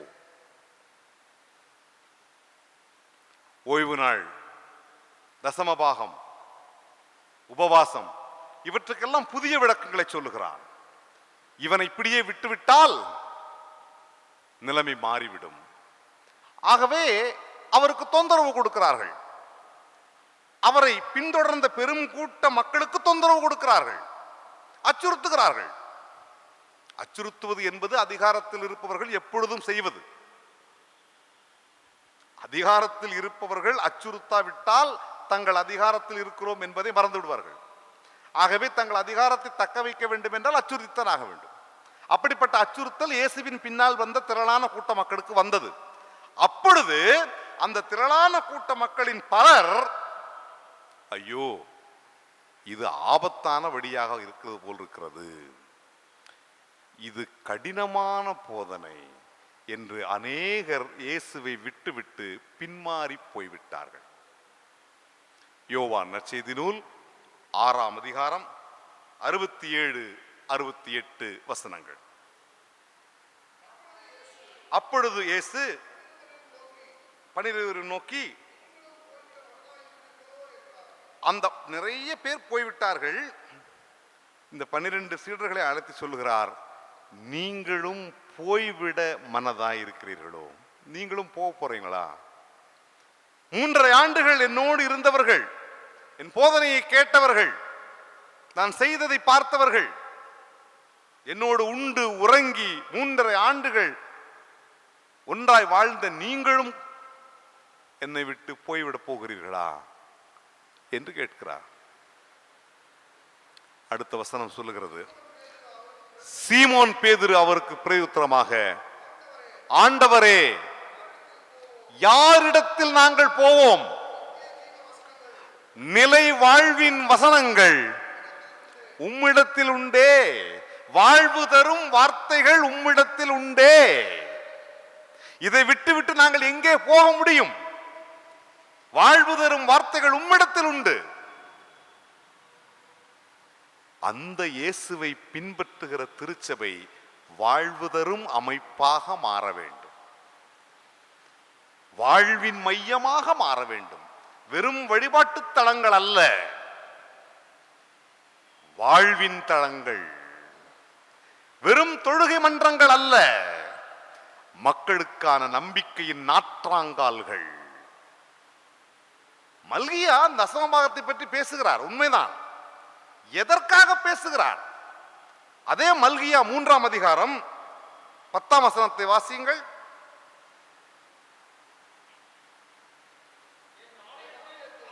என் ஆலயத்தில் ஆகாரம் உண்டாயிருக்கும்படி தசம பாகங்களை எல்லாம் பண்டகசாலையில் கொண்டு வாருங்கள். எதற்கு? என் ஆலயத்தில் ஆலயம் என்ன ஹோட்டலா? ஹோட்டல்ல உணவு இருக்கணும். ஆனால் மல்கி என்ன சொல்கிறார்? என் ஆலயத்தில் ஆகாரம் இருக்கும்படிக்கு உங்கள் தசம பாகங்களை பண்டகசாலைகளில் கொண்டு வந்து சேருங்கள். பசியா இருக்கிற மக்கள், தேவையில் இருக்கிற மக்கள், நம்பிக்கை இழந்த மக்கள், அவர்களுக்கெல்லாம் பசி தீர்க்கின்ற, பயம் போக்குகின்ற, ஆற்றல் வழங்குகின்ற, வாழ்வை தருகின்ற அமைப்பாக திருச்சபை மாற வேண்டும். அதற்காக தசமபாகத்தை திருச்சபைக்கு கொடு.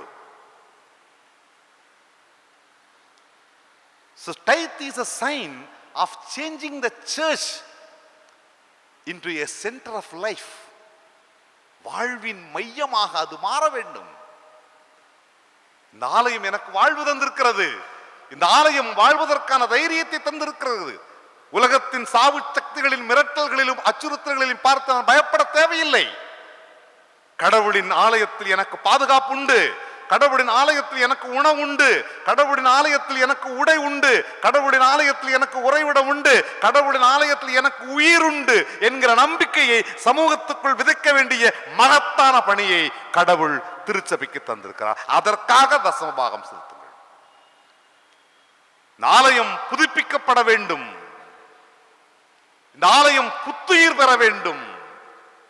அந்த புத்துயிர் பெற்ற பிறகு இந்த ஆலயம் கடவுள் விரும்புகிற புதிய பணித்தடங்களில் பயணிக்க வேண்டும். நம்முடைய ஊழிய முறைகளை இன்னும் நாம் விவாதிக்க வேண்டும். 200 ஆண்டுகளுக்கு முன்னால் இருந்த ஊழிய முறைகள் இன்றைக்கு ஒத்து போகாது. அன்று இருந்த சமூக சூழல் வேறு, அன்று இருந்த தொழில்நுட்பம் வேறு, அன்று இருந்த மக்களின் வாழ்க்கை முறை வேறு. இன்று வாழ்க்கை மாறி இருக்கிறது, உணவு மாறி இருக்கிறது, நம்பிக்கைகள் மாறி இருக்கின்றன, பழக்க வழக்கங்கள் மாறி இருக்கின்றன, பிரச்சனைகள் மாறி இருக்கின்றன. இப்படி ஒரு முற்றிலும் மாறுபட்ட ஒரு உலக சூழலுக்கு ஏற்ப திருச்சபை தன்னை தகவமைத்துக் கொள்ள வேண்டும்.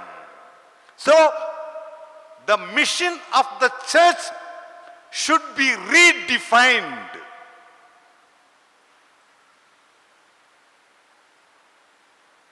அதன் முன்னுரிமைகள் மாற்றி அமைக்கப்பட வேண்டும். அந்த நோக்கத்தோடு தான் பிரஃப்துரை இந்த பேராலயத்தை நமக்கு கட்டி கொடுத்தார். இந்த சமூகத்துக்கு, இந்த நகரத்திற்கு தந்தையாக இருந்தவர், இந்த நகரத்தின் மக்களுக்கு கல்வியை கொண்டு வந்து தந்தவர், இந்த நகரத்தின் மக்களுக்கு மருத்துவத்தை கொண்டு வந்து தந்தவர், வாழ்வை கொண்டு வந்து தந்தவர், இந்த நகரத்தின் நம்பிக்கையின் மையமாக, வாழ்வின் மையமாக இந்த ஆலயம் மாற வேண்டும் என்கிற மிகப்பெரிய கனவோடு 90 ஆண்டுகளுக்கு முன்பு இந்த பேராலயத்தை கட்டி கொடுத்தார். 90 ஆண்டுகளை கடந்து வந்து விட்டோம். நாம் நம்மை புதுப்பித்துக் கொள்வோம், ஒரு புதிய ஒப்படைப்புக்குள் வருவோம், நம் ஆலயத்தை புனரமைப்போம், ஆலயத்திற்கு புத்துயிர் தருவோம். இந்த ஆலயம் இந்த நகரத்தின் வாழ்வின் மையமாக மாற்ற கடவுள் நம்மை வழிநடத்துவார். Therefore, tithe is a sign of accepting God's rule. Tithe is a sign of thanksgiving. Tithe is a sign of making church into a center of life. அந்த தசம பாகத்தை செலுத்துவதற்காக நாம் கூடி வந்திருக்கிறோம். இந்த உணர்வோடு, இந்த மனநிலையோடு ஒரு சமூகத்தின் மனசாட்சியாக இருந்து கிறிஸ்துவை பின்பற்றுகின்ற கிறிஸ்துவின் சீடர்களாக நம்மை அர்ப்பணிக்கும் நோக்கத்தோடு இந்த வழிபாட்டில் நாம் பங்கேற்போம். கேட்ட வார்த்தைகள் நமக்குள் பேசட்டும், நம் இதயங்களுக்குள் விதைக்கப்படட்டும், அவை வளரட்டும், மலரட்டும், மனம் தரட்டும், வாழ்வு தரட்டும், நம்பிக்கை தரட்டும். கண்களை மூடி ஜெபம் செய்வோம். அன்பு நிறைந்த நல்ல ஆண்டவரே, நீர் எங்களுக்கு தந்த எல்லா நன்மைகளுக்கும் நன்றி. கேட்ட வார்த்தைகளுக்காக உம்மை போற்றுகிறோம். இந்த வார்த்தைகள் திருமறை ஒளியில் கடவுளுக்கும் எங்களுக்குமான உறவை புதுப்பித்துக் கொள்ளுகிற ஒரு நாளாக, கடவுளுக்கு நன்றி படைக்கிற நாளாக, கடவுளின் ஆளுகையை ஏற்றுக்கொள்ளுகிற நாளாக இருக்க அருள் தந்து வழிகாட்டும். ஆண்டவர் இயேசுவின் மூலமே கேட்கிறோம் அன்பின் தந்தையே, ஆமென். நம்ம இருந்து நம்முடைய விசுவாசத்தை அப்போஸ்தலர் விசுவாச பிரமாணத்தின் மூலமாக நாம் அறிக்கை செய்வோம். வானத்தையும் பூமியையும் படைத்த சர்வ வல்லமையுள்ள பிதாவாகிய தேவனை விசுவாசிக்கிறேன். அவருடைய ஒரே குமாரனாகிய இயேசு கிறிஸ்துவை விசுவாசிக்கிறேன். அவர் பரிசுத்த ஆவியினாலே கன்னிமரியாதை உட்பட்டு பிறந்தார். பிறந்திப்பாத்தின் காலத்தில் பாடுபட்டு சீரறிந்து மரித்து அடக்கப்பட்டு பாதாளத்தில் இறங்கினார். 3ஆம் நாள் மரித்து எழுந்தறினார். பரமனந்திற்கு ஏறி சர்வ வல்லமையுள்ள பிதாவாகிய தேவனுடைய வலது பாசம் வைத்திருக்கிறார். அவரிடத்திலிருந்து உயிரோரியம் மரித்தோரியம் நியாயத்திற்க வருவார். பரிசுத்த ஆவியை விசுவாசிக்கிறேன். பொதுவாக இருக்கப்பட்ட சபையும் பரிசுத்த மன்னிப்பும் பாவ மன்னிப்பும் சர்வீத்தொருதலும் நித்திய ஜீவனை விசுவாசிக்கிறேன். ஆமென். சபையார் அமர்வோம். சபையாருக்கு அறிவிக்க வேண்டிய அறிவிப்புகள் அறிவிக்கப்படும். ஆண்டவரும் உலக இரட்சகருமாய் இருக்கிற இயேசு கிறிஸ்துவின் இனிதான நாமத்தில் சபை மக்கள் அத்தனை பேருக்கும் இந்த அன்பின் வாழ்த்துக்களை முதலாவது நான் தெரிவித்துக் கொள்கிறேன். இன்று ஒரு மகிழ்ச்சியான சந்தோஷமான நாள். தசமபாக சிறப்பு ஆராதனையாக இந்த நாளை நாம் காலை 6 மணியிலிருந்து நடத்தி கொண்டிருக்கிறோம். இது 4வது ஆராதனையிலும் அதே மகிழ்ச்சியோடு கூட நாம் இந்த ஆராதனையில் கலந்து கொள்ள தேவன் கிருபை செய்தார். இந்த நாளினுடைய ஆராதனையினுடைய ரெக்கார்டிங் இன்று மாலை 5 மணி அளவிலே ஆர்சிஎன் டிவியிலும் முகநூல் பக்கங்கள் மற்றும் யூடியூபிலும் ஒளிபரப்பாகும். இதை நீங்கள் மீண்டுமாய் பார்ப்பதற்கு ஒரு தருணம். அது மாத்திரமல்ல, 65 வயதிற்கு மேற்பட்ட நம்முடைய சபை பெரியவர்கள் வீட்டிலிருந்து பார்ப்பதற்கு ஒரு நல்ல ஏற்பாடை செய்திருக்கிறோம். இதை தொடர்ந்து பார்க்கும்படி அன்போடு கூட கேட்டுக்கொள்கிறோம். இந்த தசமபாக சிறப்பு ஆராதனையில் வந்திருக்கும் அனைவரையும் மீண்டும் ஒருமுறை அன்போடு கூட அழைக்கிறோம். இன்றைய நாளில் பங்கெடுக்கிற சபை மக்கள் உங்கள் தசமபாக கவர்களை நீங்கள் இன்று படைக்கலாம். ஒருவேளை இந்த நாளில் கலந்து கொள்ள இயலாதவர்கள், குறிப்பாய் 65 வயதிற்கு மேற்பட்ட நம்முடைய சபை பெரியவர்கள் இந்த ஆராதனையில் கலந்து கொள்ள வாய்ப்பில்லாத காரணத்தினால் நீங்கள் வருகிற வார நாட்களில் திங்கட்கிழமை முதல் சனிக்கிழமை வரை நீங்கள் வரலாம். வீட்டில் இருக்கிற நம்முடைய பெரியவர்கள் அதிகமாய் சொன்னார்கள், நாங்கள் ஆலய ஆராதனையில் தான் கலந்து கொள்ள முடியாது, மற்ற நாளில் வரலாம் என்று கேட்டிருக்கிறார்கள். ஆகையாலே நம் சபை பெரியவர்களை நாங்கள் அழைக்கிறோம். நீங்கள் அலுவலகத்திலே வந்து உங்கள் தசமபாக கவர்களை கொடுத்து உங்கள் பதிவுகளை உறுதி செய்யும்படி அன்போடு கூட கேட்டுக்கொள்கிறேன். இந்த நாளில் CSI good shepherd church Mettur டேமிலிருந்து அதனுடைய செயலர் ஜோ அவர்கள் வந்திருக்கிறார்கள். அவரை அன்போடு கூட வாழ்த்தி வரவேற்கிறோம். அது மாத்திரமல்ல, அவருடைய அன்பு மகள் ஒரு சிறப்பு பாடலை பாடினார்கள். அன்பு மகளுக்கும் சபையின் சார்பாக நான் வாழ்த்துக்களை தெரிவித்துக் கொள்கிறோம். சிஎஸ்ஐ ஆண்கள் மேல்நிலைப்பள்ளி, சிஎஸ்ஐ பெண்கள் மேல்நிலைப்பள்ளி மற்றும் பிரஃப் மெட்ரிக் மேல்நிலைப்பள்ளியில் அட்மிஷன் நடந்து கொண்டு இருக்கிறது.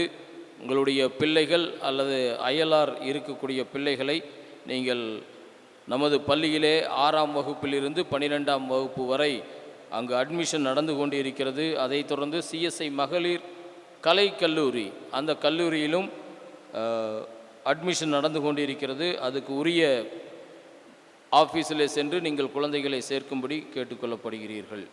நின்ற வண்ணமாகவே தந்தே நின்னை இயேசுவே இந்த நேரமே உமக்கே என்ற கீர்த்தனையின் 187வது பாடலை பாடுவோம். அப்பொழுது ஒவ்வொருவராக வந்து தட்டிலே தசமபாக கவர்களையும் பெட்டியிலே வழக்கமான பொது காணிக்கைகளையும் படையுங்கள். தட்டிலே தசமபாக கவர்கள், கவர் இல்லாதவர்கள் இப்பொழுது கூட பெற்றுக்கொள்ளலாம். தட்டிலே தசமபாக கவர்கள், பெட்டியிலே பொதுவான காணிக்கை சேகரிப்பு. கீர்த்தனை 187 தந்தே நின்னை இயேசுவே.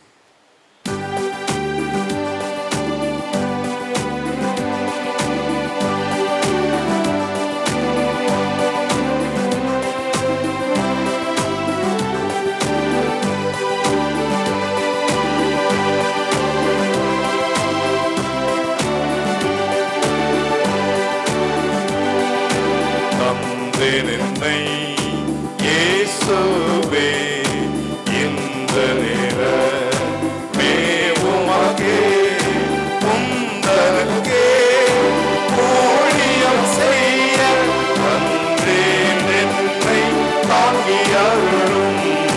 தந்தேன் என்னை இயேசுவே இந்த நேரமே உமக்கே.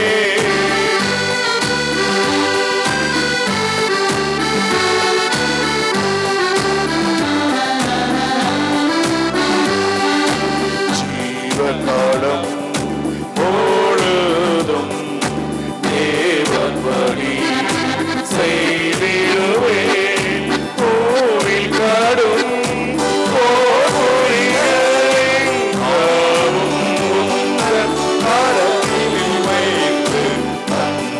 மன்றாட்டு ஜெப நேரம். நாம் 2 முக்கிய குறிப்புகளுக்காக ஜெபிக்க இருக்கிறோம். முதலாவது குறிப்புக்காக முன்னால் வந்து ஜெபிக்கும்படி கேட்கிறேன்.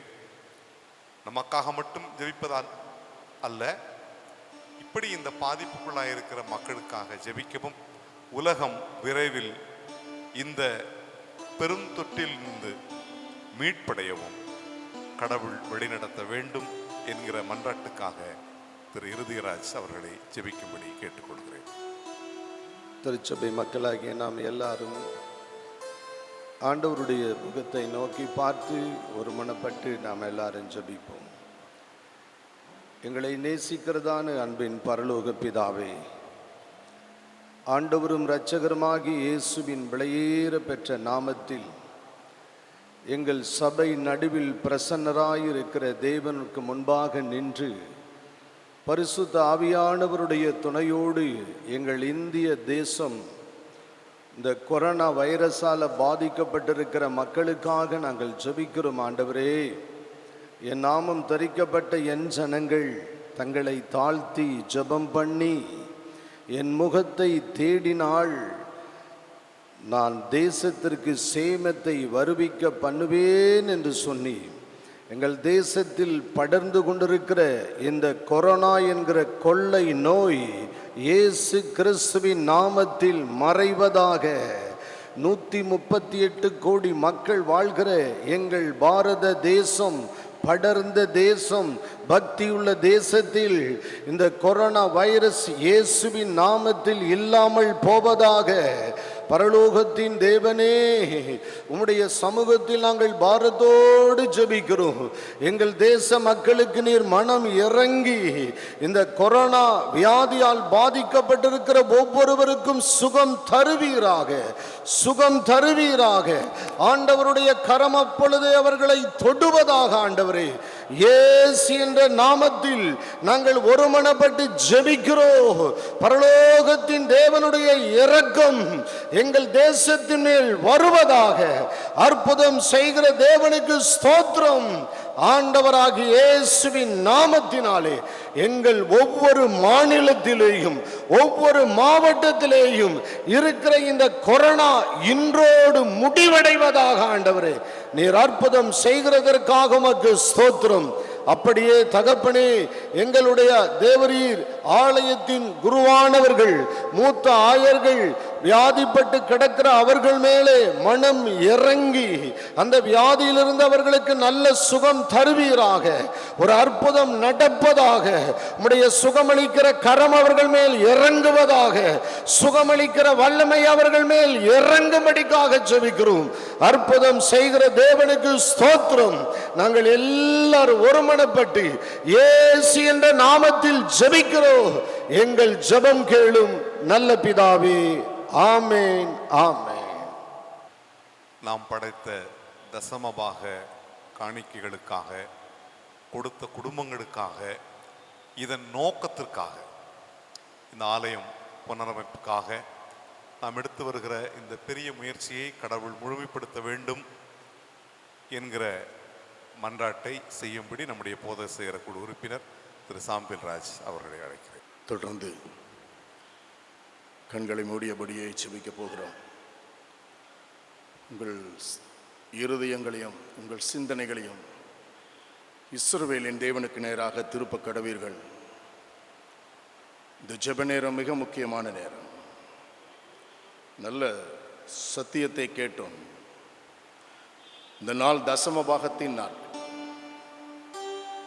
கர்த்தர் உங்களுக்கு செய்த நன்மைகளை நினைத்து பார்க்கிற நாள்.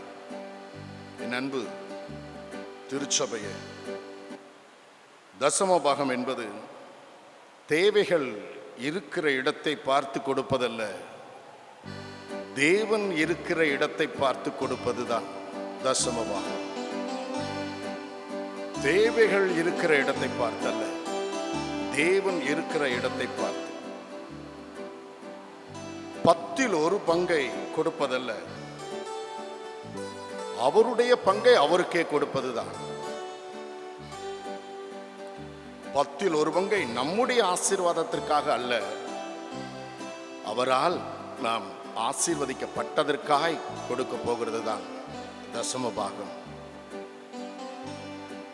ஊழியர்கள் ஆசீர்வதிக்கப்படுவதற்காக அல்ல, ஊழியங்கள் ஆசீர்வதிக்கப்படுவதற்காக கொடுப்பதுதான் தசம பாகம். சபைகள் உபதேசங்கள் பெருக வேண்டும் என்பதற்காக. என் அன்பு திருச்சபையை, இயேசு சொன்னார், அவனவன் விசனமாயும் அல்ல கட்டாயமாயும் அல்ல, தன் மனவிருப்பத்தின்படியே கொடுங்கள் என்று சொன்னார். இவ்வளவு நாட்கள் தேவன் செய்த நன்மைகளை நினைத்து பாருங்கள். எத்தனையோ பேர் மரித்து போய்விட்டார்கள். கடந்த ஞாயிற்றுக்கிழமை இதே ஆராதனையில் வந்தவர்கள் கூட ஒரு சிலர் மரித்து விட்டார்கள். தேவன் எவ்வளவு பெரிய கிருபையை நமக்கு கொடுத்திருக்கிறார். உங்கள் பிள்ளைகள் இன்றைக்கு எவ்வளவு நேர்த்தியாய் வெளியே போனாலும் வந்தாலும் பத்திரமாய் வந்திருக்கிறார்கள். உங்கள் கணவன் வேலைக்கு சென்று பத்திரமாய் திரும்பி வந்தார் அல்லவா? உங்கள் குடும்பம் முழுவதையும் தேவன் வேலி அடைத்து பாதுகாத்தார் அல்லவா? அவருடைய சட்டைகளின் மறைவில் பாதுகாத்தார் அல்லவா? அவருடைய சிறகுகளால் உங்கள் குடும்பத்தை மூடிக்கொண்டார் அல்லவா? நீங்கள் என்ன செய்ய போகிறீர்கள்? அவருக்காக நீங்கள் என்ன செய்ய போகிறீர்கள்? திருச்சபையாய் உங்களுக்கு கொடுத்த அறிவிப்பு, நீங்கள் என்ன செய்ய போகிறீர்கள்? அதை ஏற்றுக்கொண்டு சபைக்காக நீங்கள் இன்றைக்கு ஜெபித்திருக்கிறீர்களா? தசம பாகத்தோடு மட்டும் வந்தீர்களா? கடந்த வாரம் முழுவதும் இந்த சபைக்காக, ஊழியங்களுக்காக, தேவைகளுக்காக ஜெபித்தீர்களா? இந்த சபை இன்னும் அழகாய் விஸ்தரிக்கப்பட வேண்டும் என்றும் புனரமைப்பு பண்ண வேண்டும் என்று ஜெபித்தீர்களா? உங்கள் காணிக்கைகளை அல்ல, உங்கள் ஜெபத்தை கர்த்தர் கேட்கிறார். நீங்கள் ஜெபிக்க வேண்டும் என்று கேட்கிறார். உங்கள் ஜெபமே இந்த தேசத்தை அசைக்கும். உங்கள் ஜெபம் தான் எங்கள் சபைக்கு பாதுகாப்பு, உங்களுடைய கிறிஸ்தவத்திற்கே பாதுகாப்பு. அனுதினமும் உங்கள் ஜெபத்திலும் உங்கள் குடும்ப ஜெபத்திலும் நீங்கள் சபைக்காகவும் போதகர்களுக்காகவும் ஜெபிப்பது நல்லது. குறிப்பாக இந்த புனரமைப்பு காரியம் கர்த்தரால் வந்தது என்று விசுவாசித்து உங்களால் முடிந்த அளவு தேவனுக்காக எதையாவது செய்யுங்கள். கட்டாயமாய் அல்ல, உங்கள் மன விருப்பத்தின்படி செய்வீர்களா? எத்தனை நன்மைகள் கர்த்தர் உங்களுக்கு செய்தார், எத்தனை கிருபைகளை தந்தார். ஆகாய் 1:4 சொல்வதைப் போல, என் வீடு பாழாய் கிடக்கும் பொழுது நீங்கள் மச்சு வீடு கட்டி குடியிருக்கிறீர்களோ, என்ன செய்ய போகிறீர்கள் சபைக்காக? செல்வம் புகழும் பேர் புகழோடும் சுகித்து நீ வாழ்கிறாயோ? செல்வம் புகழும் பேர் புகழோடும் சுகித்து நீ வாழ்கிறாயோ?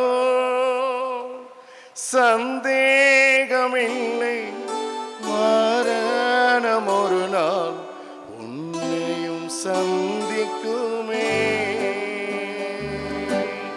சந்தேகமில்லை, மரணம் ஒரு நாள் உன்னையும் சந்திக்குமே.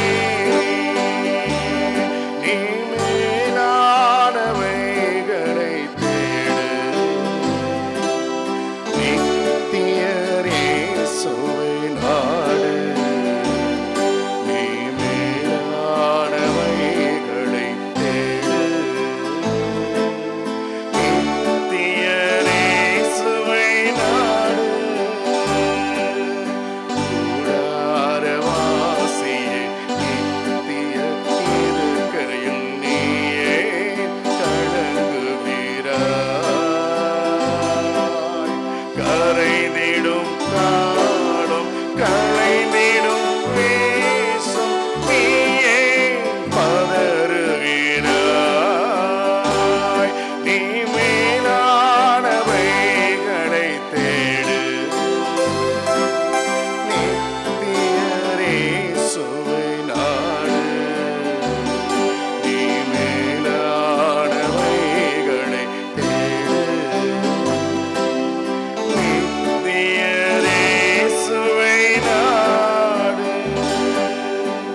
என் அன்பு திருச்சபையே, நீ கேட்ட செய்தி சத்தியத்தின்படி நீங்கள் திருச்சபைக்காக, வளர்ச்சிக்காக நீங்கள் செய்ய அழைக்கப்பட்டிருக்கிறீர்கள்.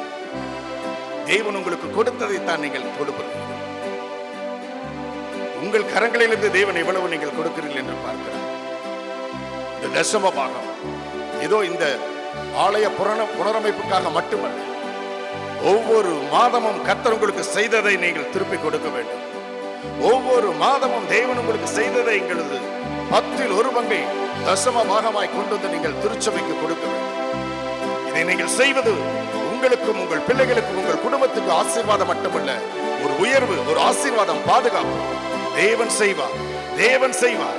நீ கொடுத்து பாருங்கள், இடங்கொள்ளாமல் போக மட்டும் நான் உங்களை ஆசீர்வதிக்காமல் இருப்பேனோ என்று சோதித்து பாருங்கள் என்று சொல்லுகிறார்.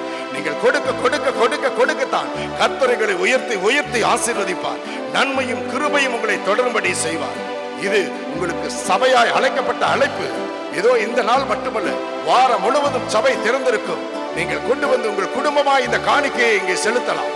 அது நன்மையும் கிருபையுமாய் உங்களுக்கு தொடர்ந்து வரும். இப்பொழுது இந்த காரியங்களுக்காக நீங்களும் எங்களோடு சேர்ந்து ஒரு நிமிடம் செபிக்கலாம்.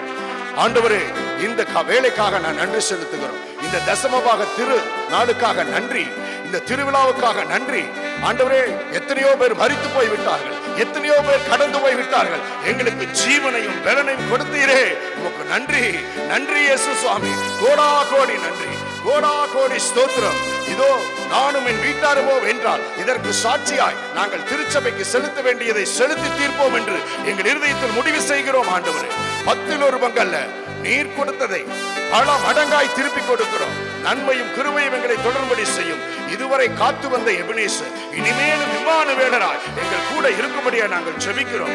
எத்தனை பேருக்கு நீர் நன்மை செய்தீரோ அத்தனை பேரும் இதை நினைத்து பார்க்கிறோம். ஆண்டவரே, நீர் உதவி செய்யும், பரிசுத்தமாக்கும், வழிநடத்தும். வருகிற வாரத்திலையும் நாங்கள் எங்கள் காணிக்கைகளை குடும்பமாய் கொண்டு வந்து செலுத்த உதவி செய்யும். எங்கள் சபையை நீர் பலப்படுத்தும், உயிர்ப்பியும், ஆசீர்வதியும், பரிசுத்தமாக்கும். எங்கள் திருமண்டலத்துக்காக ஜெபிக்கிறோம், பேராயர் ஆயர்களுக்காக ஜெபிக்கிறோம், சபைக்குழுக்காக ஜெபிக்கிறோம். இதை சரியான முறையிலே நாங்கள் செய்து முடிக்கிற ஞானத்தையும் அறிவையும் பலனையும் நீ தரும்படியாய் நாங்கள் ஜெபிக்கிறோம். இதை பார்த்து கொண்டிருக்கிற ஒவ்வொரு குடும்பமும் எங்கள் திருச்சபைக்காக நான் செய்வேன் என்று எழுந்து நடக்க கர்த்தர் உதவி செய்யும். கர்த்தர் பேசுவீராக, எங்கள் தேவன் எங்களுக்காக பேசுவீராக. ஆசீர்வதியும் பரிசுத்தமாக்கும், மீண்டும் எங்களை வழிநடத்தும், பாதுகாத்தும் இயேசுவின் மூலமாய் கேட்கிறோம் பிதாவே, ஆமென்.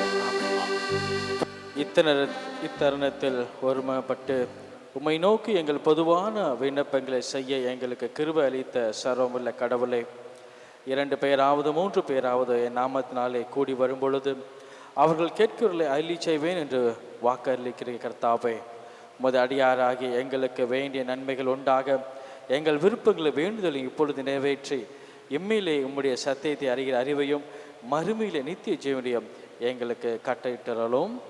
ஆமென். எல்லாரும் சேர்ந்து சொல்லுவோம்.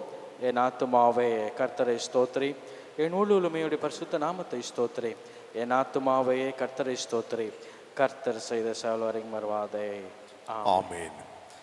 கடவுளுடைய இரக்கமுள்ள கிருபைக்கும் பராமரிப்புக்கும் உங்களை ஒப்புவிக்கிறோம்.